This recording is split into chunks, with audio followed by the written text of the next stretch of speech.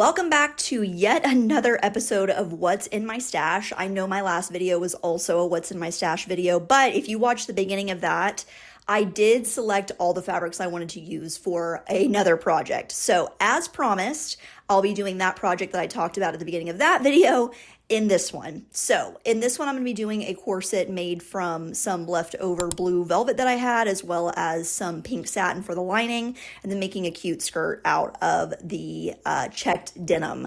So this project ended up being really, really fun and just a nice mental relax. So I hope that y'all enjoy it, and let's see what we end up coming up with. Before we jump into the more complicated part of this project, I'm going to quickly just make this skirt, and I am making this from a pattern block that I made for a pattern making class that I took a couple of years ago. It's very, very simple and straightforward and only consists of about 3 pieces. So I'm just putting this together with a straight stitch, and then we'll move on to the more complex parts.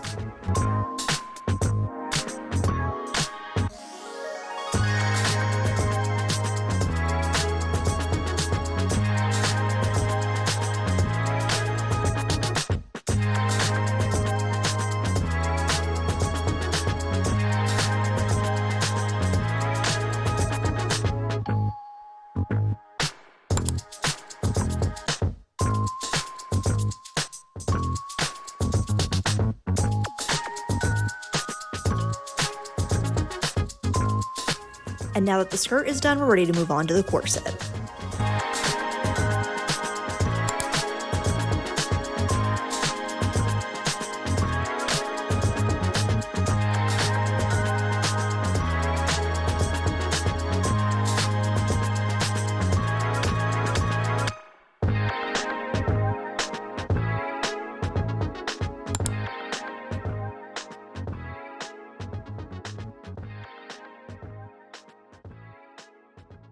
Okay, so I cut out all my velvet pieces and I quickly threw together the front part of the corset, just the front the front exterior piece. But before I keep going, I'm actually going to do a little bit more embellishment here. So this would be cute just on its own if I just did the bias tape. That'd be very cute, but we got to take this to another step up. So I have some pink satin ribbon. And I'm going to, I don't know what the name of this technique is, but I have seen it on Pinterest. It's where there's like bows appliqued. So it's like a bow and then it's like tacked down in different parts to make it flat, like a motif instead of it being like a 3D bow. So I think that that will look really cute with it. And I'm also going to add just a little bit of beading. I have these 2 colors that I'm almost out of. I'm just going to use them up, see what I come up with just to add a little bit of sparkle because, you know, I just can't help myself when it comes to sparkles. So let's give this a shot. I have no clue what I'm doing. So we'll be kind of figuring this out together. Let's see what we end up coming up with. Before I start applying my bow, I went ahead and put the corset onto my dress form. I figured this just made the most sense because then the corset and the bow itself will be molded to the body to make it more of a 3D object overall. So I then pinned the bow straight onto the corset, and I'm kind of just letting the ribbon tell me where it wants to go. I don't want this to look too awkward or forced, and I'm just taking a step back, looking at the full picture of how everything looks every once in a while to make sure that I'm maintaining the proportions.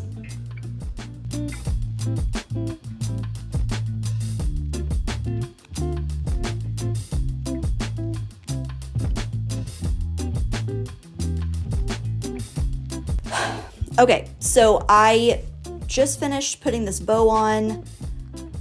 I am happy with the technique. I understand like how that works now, so that's good. But somehow this side of the bow got much, much longer than the other side, and it's just bothering me.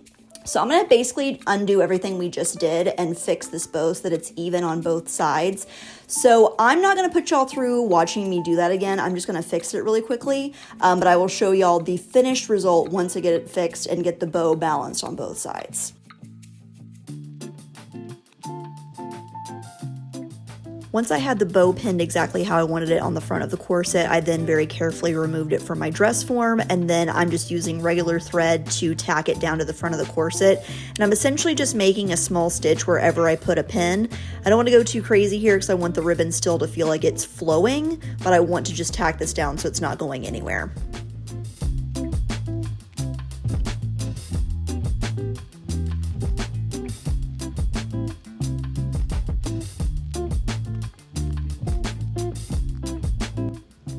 After the bow was firmly in place, I then went through with my little bit of beads I had left over, and first and foremost, I made a little beaded piece that goes over what would be the center knot of the bow, and then whatever I had left, I just sprinkled throughout just using those beads up.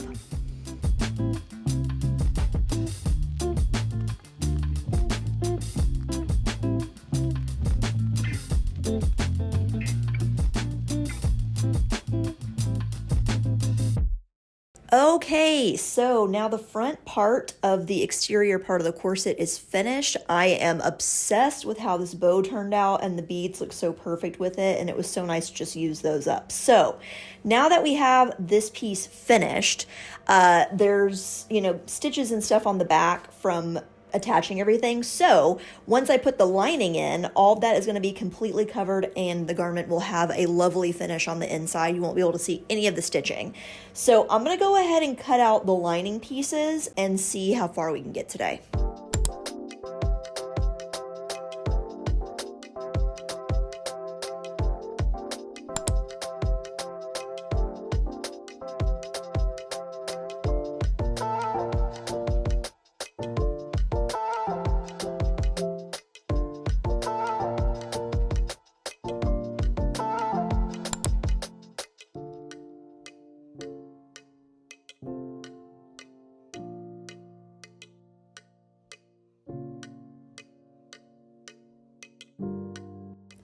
Something that was a little different about this particular corset pattern that I have not seen before is that it did ask you to sew the boning directly onto the lining layer of the corset instead of using the outside and the inside layer to create your boning channels together. So it did call for a boning that had a channel already attached to it, but I used a ridge-align boning that I actually can just sew directly through. This was a really, really nice method. It keeps the inside very, very clean. You don't see any of the outside lines from making the channels. So really, really like this way of making corsets, and it's just very quick and easy.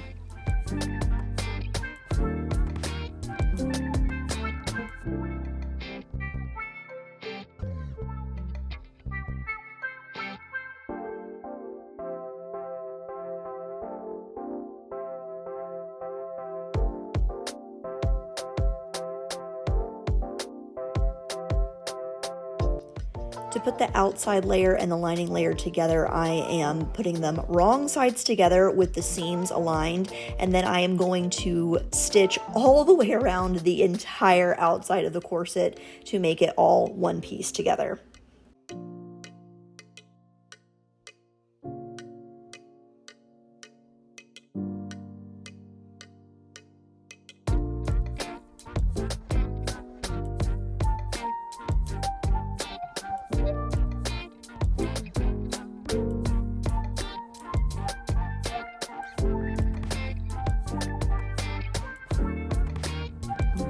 This project did call for a pretty large amount of bias tape, and luckily the pattern did come with a pattern piece that is meant to create continuous bias tape. So you take this pattern piece, lay it down, it gives you lines that you mark. Once you mark these lines, you connect the two ends together and sew them together, and as you begin to cut along the lines that you drew originally, it turns this entire piece into one continuous piece of bias tape. Really, really cool method that I'll definitely be using again in the future.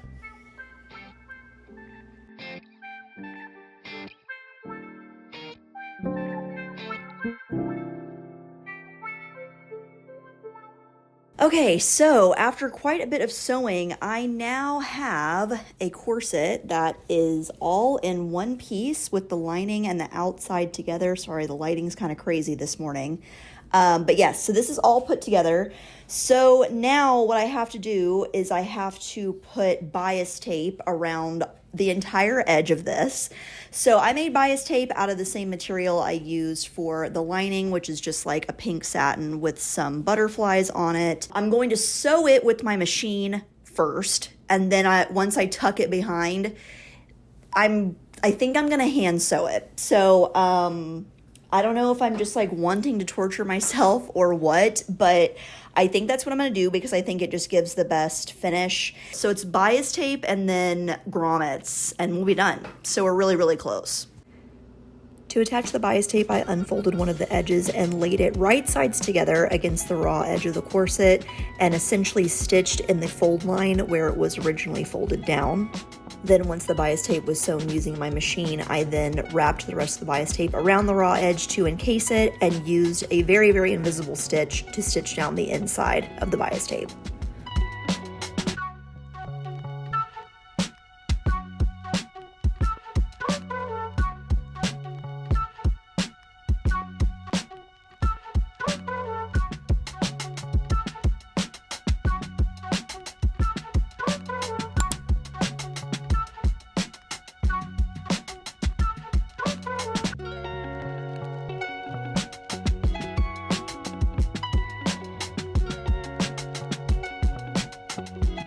And last but not least, to put in the grommets, I start by cutting a little X with a craft knife. And my goal is to make this as small as possible while still allowing the grommet to like actually go through.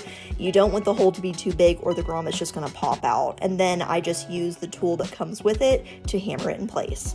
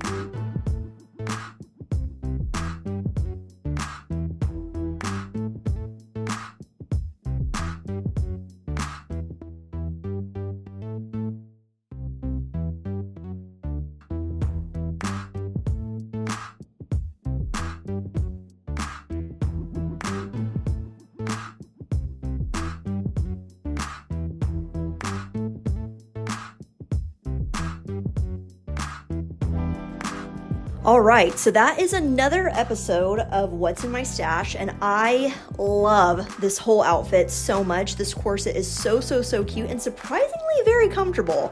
I probably could have gone down a size or two. That's kind of a problem that I've been having with like factory made patterns, that the size chart is just not very accurate. I don't know if anyone else has problems with that, but like I always go by the size chart, and then when I finish my project, it's always too big. But in this case, I'm kind of okay with it because even though this is a corset, I don't want to be super uncomfortable. And this is just kind of waist skimming enough that it gives me shape, but I'm not like squeezed to death. And the laces lace all the way so you can't see any of my skin, which I actually prefer.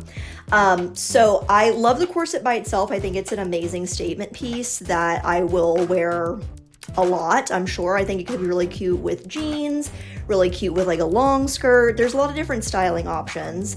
And then for the skirt, I know we barely touched on this skirt because it is so easy to make, and I think I've used that pattern a couple times before, so I wanted to just like crank it out quickly. But it's just very simple, sort of like pencil skirt-esque shape to it. For me, this is a great neutral piece. I will wear this skirt a bajillion times in a bajillion different ways because I have so many different ways that I could style it. So for me, the skirt in itself is a good project because I can wear it so many different times in different ways. So overall, I'm gonna give this whole project like an A+. Really happy with it. I think that trying this new technique was just a nice way to kind of break out of my normal whatever. And of course, I'm always happy to use up fabric from my stash. So if you have questions about this project or you want to make recommendations on things that you want to see on the channel in the future, I'm all ears and happy to take that feedback. So let me know in the comments, and I will see y'all on the next one. Bye.